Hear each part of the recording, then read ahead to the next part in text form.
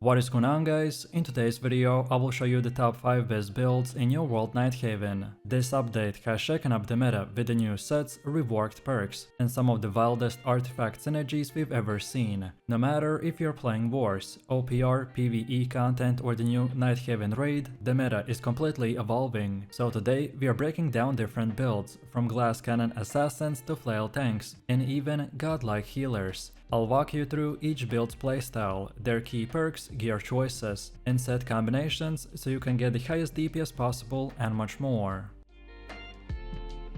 The Fire Staff and the Rapier build in Season 10 is the ultimate glass cannon setup, which is a build that trades safety for pure unrelenting power. You're not here to block, heal or support. Your one and only job is to melt everything in your path before it can even touch you. This build thrives in the high endgame content where positioning, timing, and the raw burst will decide the outcome. So let's start with the attributes. The 350 intelligence breakpoint is your golden ticket. It supercharges your elemental ability damage by pushing Fire Staff skills like the Fireball and the Meteor Shower into the insane numbers. Even though Rapier scales primarily off the dexterity, we're leveraging that intelligence scaling to squeeze every ounce of hybrid power from both weapons. The 100 dexterity keeps your light attack crit rates high and ensures that your Rapier remains snappy and lethal, while 25 focus gives you a bit of sustain to keep your Fire Staff rotation smooth. And then finally, 50 constitution is your insurance policy, just enough to avoid getting deleted by strong AoVs or the Musket crits. Next up, let's take a look at the Rapier's tree. We are using the Blood Rapier, which is the highest single target DPS weapon in New World. Its design rewards precision and aggression, and it's best played with a greedy DPS in mind. You're not support, you're not peeling, but you're hunting kills.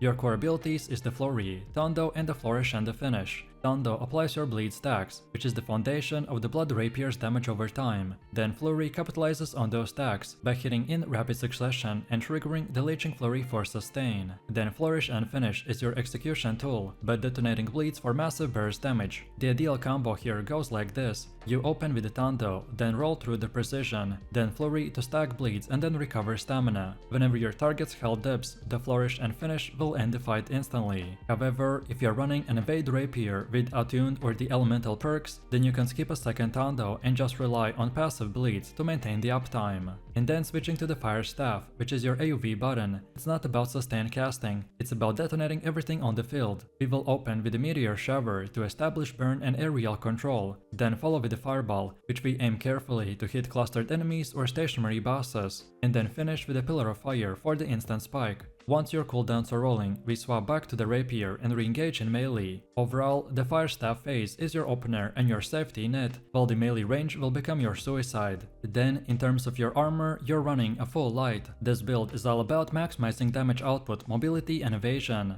The light armor gives you the freedom to roll through the attacks and reposition, while keeping your elemental scaling at its peak. You want Enchanted Ward and refreshing across all pieces to keep cooldowns rolling and reduce chip damage during the hectic fights. Leeching Flurry is a core perk. It gives you sustain mid-combat and lets you recover just enough health to stay in the fight after trading hits. And then health on the chest or the legs bounce out your base durability, but don't get greedy. Survivability here comes from the precision and movement and not from the armor plates. Then Jewelry completes the setup. On the amulet we prioritize protection, health, and empowered for a solid balance between defense and the damage. Then Ring should run hearty, leeching and either the Trust damage or the Keen Awareness, which both amplify your Rapier's killing potential. For your Earring, Refreshing Toast and either Empowering Toast or the Nimble are perfect. Empowering Toast keeps your possession uptime rolling, while Nimble adds stamina regen for the endless dodges. This is absolutely critical when dancing in and out of melee range. And then for the gems we go with the Opals.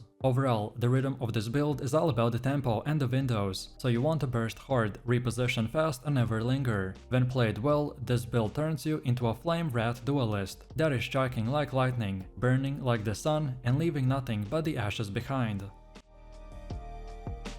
This Life Staff and Void Gauntlet build is the best healer setup in Season 10. It has become the gold standard for the raids, mutations, and every high-end PvE fight. This is not a passive back row healer, but you are an aggressive support that fuels your group's DPS while keeping everyone alive, with the Sacred Ground, Beacon, and Orb of Protection on the Life Staff, paired with the Void Gauntlet's Void Blade, Oblivion, and the Essence Rupture. You'll become a healer and DPS in one build. Every strike your team lands will heal them, and every cast will amplify their damage, and every enemy near you will get shredded. Let's take a look at the attributes, and we are running the 350 focus and 150 constitution. That split gives you maximum healing and empowers scaling, while keeping enough HP to survive boss mechanics. This amount of focus will give you a bunch of passives and plus 20% healing output, while the constitution gives us armor for stability. Overall, we can also use focus and constitution food to keep the ratio consistent. Then next we have the life staff tree.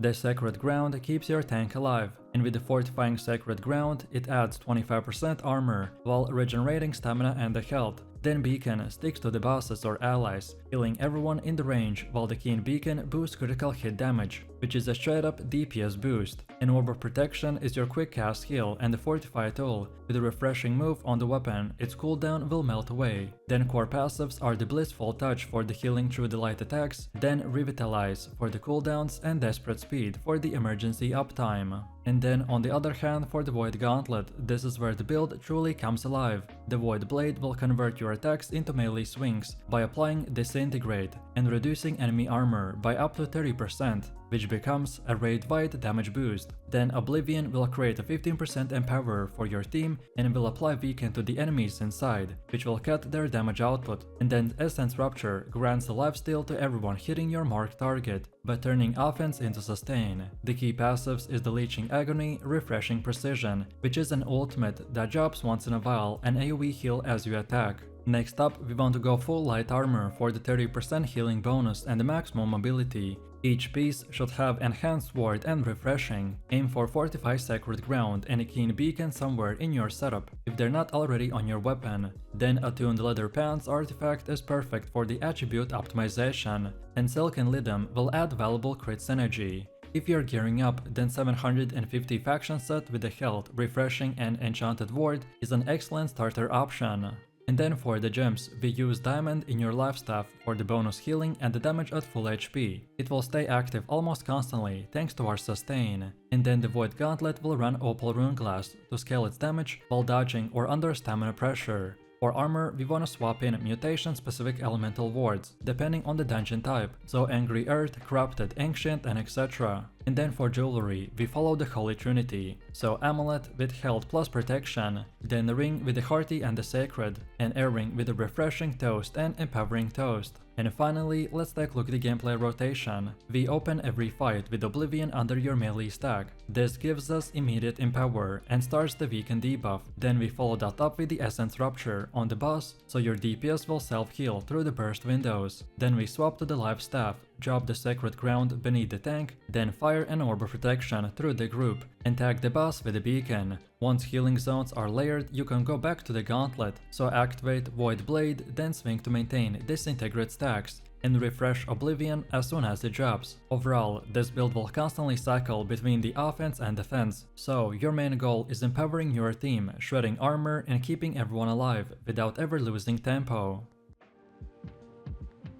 This is the Explosive Trapper build, the blunderbuss and a musket, which is a setup that looks chaotic, feels insane and somehow manages to balance pure fun with a high-end performance. It's a hybrid burst build that rewards precision, timing and a touch of madness. The concept is simple: control the fight, explode everything on the screen, and keep yourself alive through the self-healing and the smart positioning. So let's start with the attributes. The 350 intelligence breakpoint will supercharge all of your explosion-based abilities, so everything from the splitting grenade to the powder burn will scale beautifully with the intelligence. Then 100 dexterity gives your musket that needed crit and reload speed, while 75 constitution keeps you from getting one-shot when things get messy. Overall, this build is a glass cannon but not fragile. This stat line will give you just enough breathing room to drop your bombs and roll out. Then for the weapons, and the musket is your main hand here, built around the traps, burn damage and the cooldown cycling. You're using the powder burn, power shot and the traps. Powder burn is key, because this build scales off elemental damage, and the fire dot triggers multiple passives that enhance our overall DPS. Power shot is your finisher, it's clean, fast and hits like a truck. The traps are what defines this build though. combo. They will bleed enemies for 16% weapon damage over 5 seconds, and this bleed time is nearly permanent. Plus every trap will give you acceleration and movement speed, up to 33% haste, so you're constantly sprinting between engages. And then next up we have the blunderbuss. You're running Azad Shrapnel Blast, the Claw Shot and the Splitting Grenade. Shrapnel Blast and Splitting Grenade will form your explosive combo. If you time it right, both will detonate almost simultaneously and chunk enemies for massive damage. The Claw Shot is your control in the gap closer. It lets you zip into the melee range, set traps under enemies, and chain explosions before they even know what happened.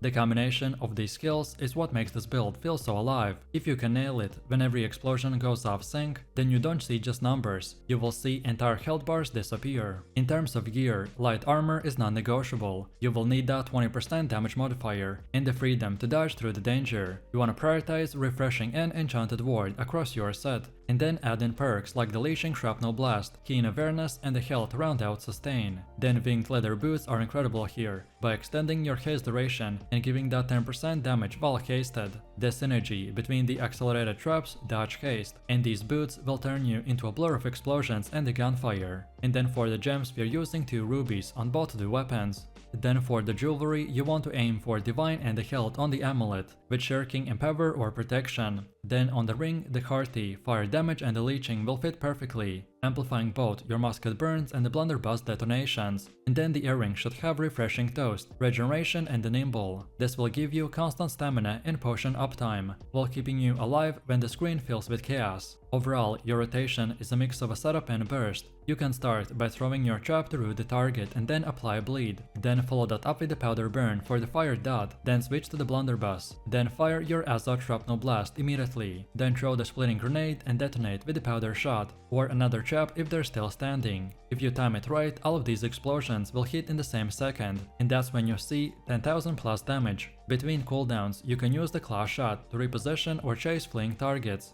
and doubling down from the blunderbuss chi will help to reset those key abilities, so you can repeat your combo much more faster.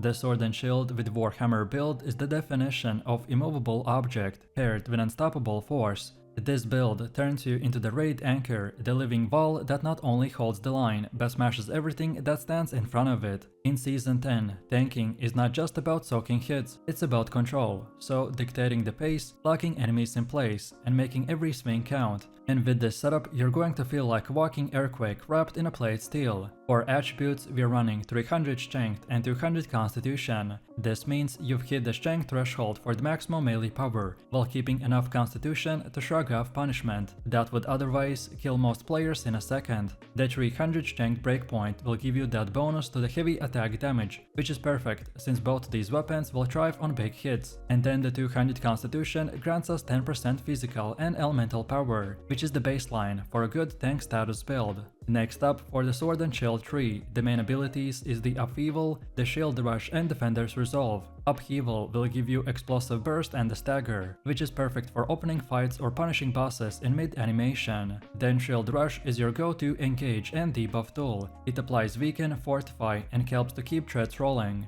And then Defender's Resolve is the cornerstone of the build. You pop it at the start of big boss mechanics, or when your healers will start checking their phone mid-fight. It grants 30% damage reduction and taunts everything nearby. You can stack it with the Tower Shield and you're basically a walking fortress, so nothing can get through you unless you let it. Important perk here is the Fortifying Shield Rush. If it's not on your shield, then get it on your chest piece, as that 25% fortify is not negotiable for the endgame tanking. And then on the other hand, for the Warhammer tree, we're taking Armor Breaker, the Shockwave and Clear Out. Armor Breaker is exactly what it sounds like, a huge single target smash that strips 15 to 20% of the enemy's armor. Bosses will hate it and DPS will love it. Shockwave gives you aerial control. You slam the ground and everything gets staggered, and they will look at you like you just ruined their day. Then Clear Out is your spacing tool, letting you reposition mobs and reassess control over messy pulls. Together, these three skills will keep the battlefield under control. With passives, we focus on the Aftershock, Resurgence and the Power Through the Pain,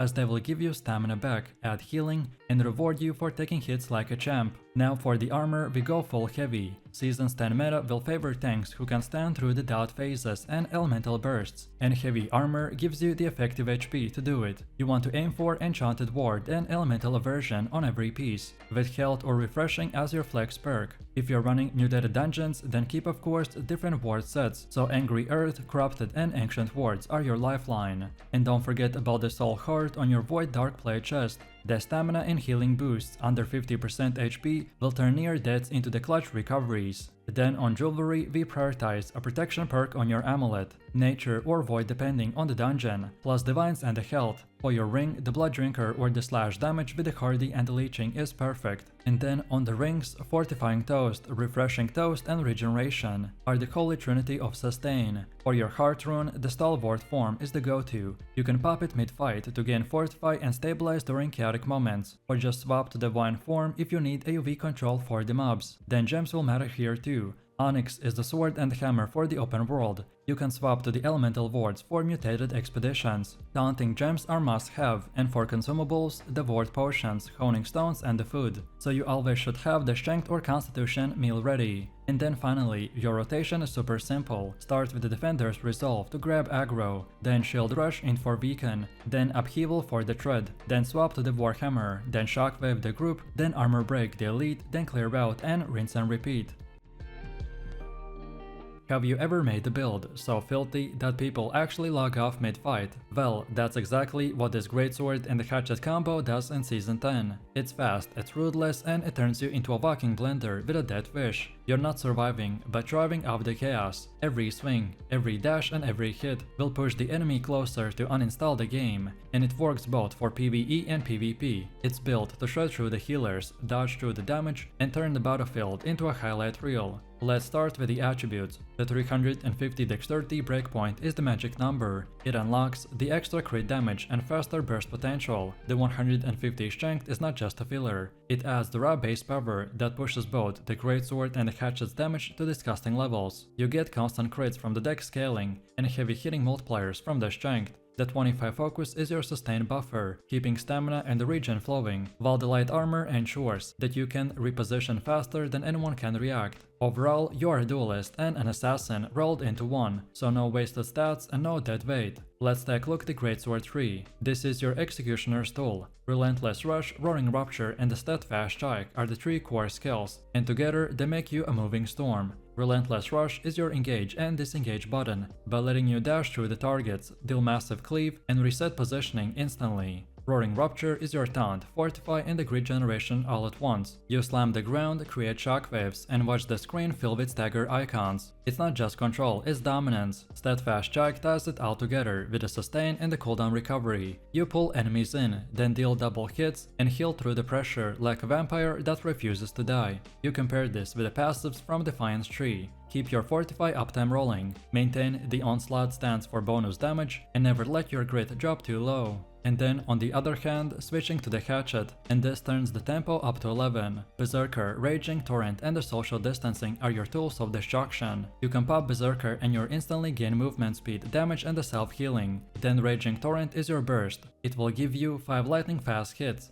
that erase low HP targets and activate the Moonstone Ruined Glass or the Opal bonuses for massive scaling. And then Social Distancing gives you that slick gap closer and safety valve, letting you kite when the cooldowns are down, or punish people trying to escape. The synergy between the Berserker and the Raging Torrent is insane. You pop Torrent right as your Moonstone triggers, and you'll delete anything standing in front of you before the cooldowns even blink. Then for armor, we stay with full light. You want the dodge roll, the agility and the bonus 20% damage modifier that makes this build hit like a truck. We run Enchanted Ward and refreshing on every piece to keep cooldowns low and your uptime high. If you can get slash conditioning or the freedom, then mix it in, and that's even better as you will need that CC resistance when charging into the clumps. Then the Creed boots are the secret weapon for this build, which will give us bonus crit damage and weaken effects on the backstabs by turning every flank into a lethal ambush. And then for the gems we go with the opals. Next up, your jewelry should focus on aggression. On amulet, get divine, health and shirking and power for the full offense and the full uptime. Then the ring runs hearty, leeching and the slash damage or the keen awareness, whatever boosts your crit consistency the most. Then for the earring, refreshing toast, fortifying toast and regeneration, gives you the sustain without slowing you down.